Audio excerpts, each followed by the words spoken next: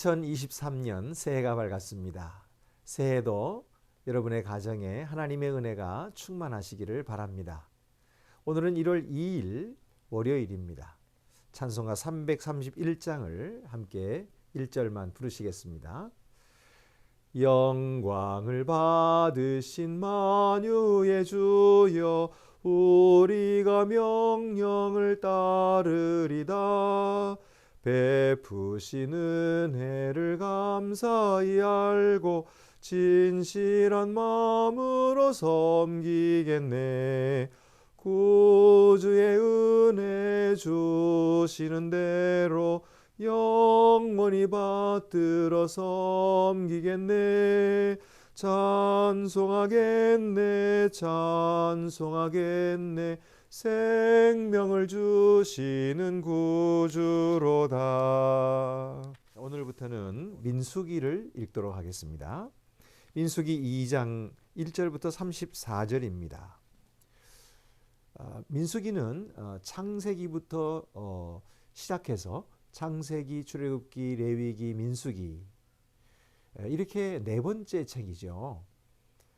그리고 역사적으로도 창세기는 창조를 하나님께서 말씀해 주셨고 거기에 아브라함과 족장들의 이야기가 나오다가 이제 요셉을 따라서 내려간 야곱의 그 가족들이 출애굽을 하는 그런 이야기가 출애굽기에 적혀져 있죠. 자, 출애굽기는 이스라엘 백성들이 모세를 따라서 광야로 나와 시내산에 이르는 것까지, 그래서 시내산에서 성막을 세우고 하나님께 영광을 돌리죠. 거기까지 출애굽기가 끝납니다. 그리고 나서 레위기는요, 그 다음 책 레위기는 그 시내산에서 하나님께서 그들에게 이 성막에서 어떻게 제사를 지낼 것인가 하는 것을 지시하신 내용이 거기에 적혀져 있어요. 그리고 나서 이제 레위기, 민수기가 나오거든요. 우리가 이제 레위기 다음에 있는 민수기 책을 읽게 되는데요. 이 민수기 책은 그 레위기를 이어서 성막에서 하나님께 제사를 드린 이스라엘 백성들이 이제 시내산을 떠나게 됩니다.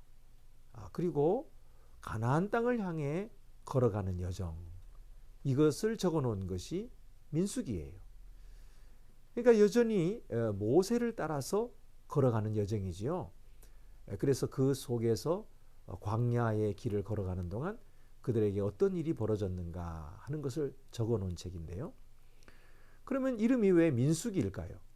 영어로는 넘버스라고 하는 이 숫자라고 하는 그 의미가 있고요.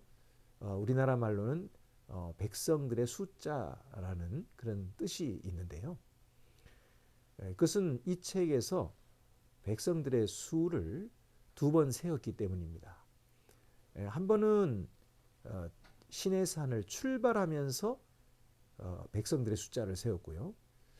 그리고 이제 가나안 땅에 들어가기 전에 다시 한번 백성들의 숫자를 세는 것입니다. 원래 백성의 숫자를 세는 것은 하나님께서 금지하셨죠. 그것은 군사들의 힘을 하나님보다도 더 의지하는 의미였기 때문에 하나님께서는 백성들의 수를 세는 것을 금지하셨습니다. 그러나 민수기에서는 하나님께서 명령하셔서 백성들의 수를 세라고 하셨어요. 그래서 여기 백성들의 숫자가 지파별로 그리고 종족별로 다 이제 세에서 세 나오는 그런 숫자들이 전부 적혀져 있습니다. 이것은 이스라엘 백성들이 이제부터 하나님의 군사들이 되었다는 뜻입니다. 그들은 그저 광야를 관광하기 위해서 떠나는 사람들이 아니고요. 그들 앞에 있는 적들과 싸우기 위해서 떠나는 것입니다. 그렇기 때문에 하나님의 군사들이 되어야 하거든요. 그래서 숫자를 세는 것입니다. 이 숫자를 세면 어떻게 될까요? 그들은 조직을 갖추게 돼요. 그리고 질서 정연하게 됩니다. 그런가 하면은 서로가 함께 연결되어서 힘을 내게 되는 거예요. 그렇게 됨으로써 그 앞에 있는 적들을 무찌르게 되는 것이죠. 자, 오늘 2장에는 어떤 내용이 나오냐면 하나님께서 이 숫자를 센 이스라엘 백성들을 어떤 진영을 갖추고 어떤 대열로 행진할 것인가 하는 것을 말씀해 주고 있는 것입니다. 그래서 1절 보면은 여호와께서 모세와 아론에게 말씀하여 이르시되 이스라엘 자손은 각각 자기의 진영의 군기와 자기의 조상의 가문의 기호 곁에 진을 치되 회막을 향하여 사방으로 치라. 자, 여기서 회막을 향하여 사방으로 치라고 했죠.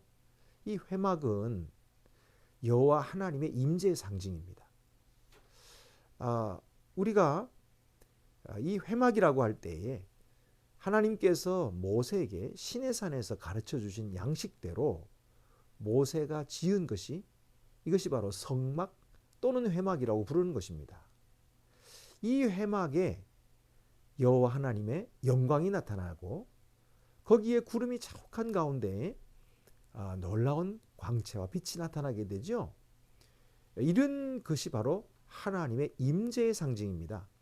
이 민수기는 이 하나님의 임재가 굉장히 중요한 주제로 등장하고 있습니다. 그래서 처음부터 이 하나님의 임재를 중심으로 해서 이스라엘 백성들이 대오를 짓고 그리고 그들이 하나님을 중심으로 해서 행진하도록 그렇게 명령하고 계시는 거예요. 그러니까 결국 이스라엘이란 하나님을 중심에 둔 나라라, 그런 뜻입니다. 자, 그래서 그들에게 있어서 가장 중요하게 생각해야 될 것은 바로 하나님을 왕으로 모시려는 마음입니다. 이 마음이 어떠하냐에 따라서 앞으로 그들이 전쟁에서 승리할 것인가 패배할 것인가가 결정나는 것입니다. 전쟁의 승리와 패배는 그들의 힘에 달려있는 것이 아니었어요. 그들의 전투의 능력에 달려있는 것이 아니었고 그들이 얼마나 하나님을 중심으로 살아가는가, 하나님을 얼마나 신뢰하는가에 따라서 그들의 성패가 좌우되었던 것이죠. 여러분, 이 말씀은 오늘 우리들에게 무엇을 말해주고 있는 것일까요? 우리 역시도 이스라엘 백성들처럼 하나님의 택하신 백성들이죠.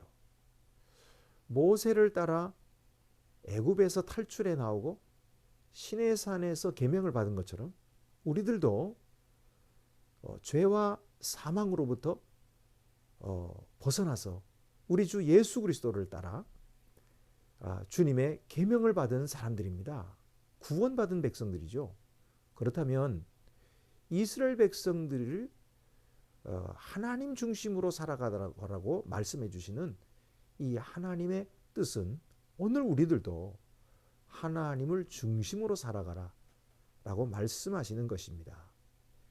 그러므로 여러분, 오늘 우리의 공동체는 무엇을 중심으로 이루어지고 있는가?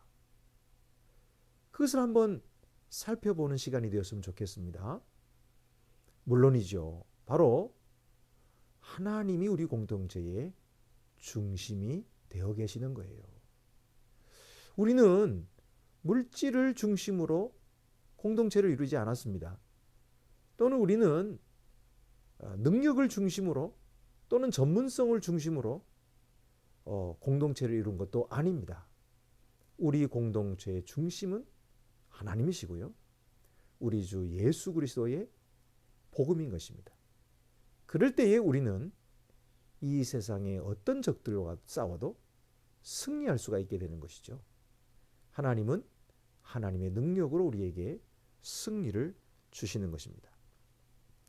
또 한 가지, 오늘 성경 말씀을 가만히 보면은 이렇게 가문의 기호 곁에 진을 치라, 또 회막을 향하여 사방으로 진을 치라 이렇게 말씀하시는 이 모든 명령은 하나님께서 내리시고 계시는 거예요. 그 배치를 하나님께서 왜 그렇게 배치하셨는지 가만히 보면은 이 장자 루벤이 중심이 되어 있지 않고요. 영적인 장자가 되는 유다가 동쪽 편, 그것이 중심이거든요. 거기에 배치되어 있어요. 그 외에 다른 배치도 마찬가지입니다. 모두 하나님께서 명령하신 대로 배치된 것입니다. 어떤 지파는 크고 어떤 지파는 작거든요. 그런데 그 크기를 따라서 배치된 것도 아닙니다. 하나님께서 뜻하신 대로 배치시키셨던 거예요. 이 말은 무슨 말입니까? 오늘 우리들이 살아가는 모든 삶에도 하나님의 말씀을 따라 순종하는 그 삶이 하나님께서 기뻐하시는 삶이며 그 삶이야말로 승리하는 삶이다 하는 사실을 우리에게 말씀해주고 계시는 것입니다. 여러분, 아무쪼록 오늘 이 말씀을 통해서 하나님이 우리를 얼마나 귀한 하나님의 백성으로 삼으셨는지, 그리고 우리들은 주 예수의 복음을 위한 또 얼마나 귀한 그런 군사들이 되었는지, 그리고 하나님을 중심으로 하나님의 뜻을 따라 말씀 따라 순종하는 것이 얼마나 중요한지 그것을 다시 한번 우리에게 말씀해 주셨습니다. 이 귀한 말씀을 오늘도 마음속에 새기고 말씀 따라 승리하는 우리 모든 성도들이 되시기를 바랍니다. 기도드리시겠습니다. 은혜로우신 하나님 아버지, 우리를 사랑하셔서 주 예수 그리스도를 통해 죄와 사망에서 건짐받게 해주시고 하나님의 거룩한 자녀가 되게 해주신 것을 감사하옵나이다. 우리에게 주신 귀한 복음을 위하여 우리가 세상에 나가 악한 자들과 싸워 승리하도록 인도해 주시되, 특별히 하나님을 중심으로 우리의 공동체가 함께 힘을 모을 수 있도록 도와주시옵소서. 뿐만 아니라 하나님의 말씀을 따라 항상 순종하며 그 말씀을 우리의 삶에 가장 우선에 둘 줄 아는, 그래서 어떤 경우에도 하나님을 잃어버리지 아니하고 주님의 이름으로 승리하는 이 한 해가 되도록 주님께서 우리 모든 성도들의 마음과 가정을 지켜 인도하여 주시옵소서. 우리 주 예수 그리스도의 이름으로 기도드립니다. 아멘.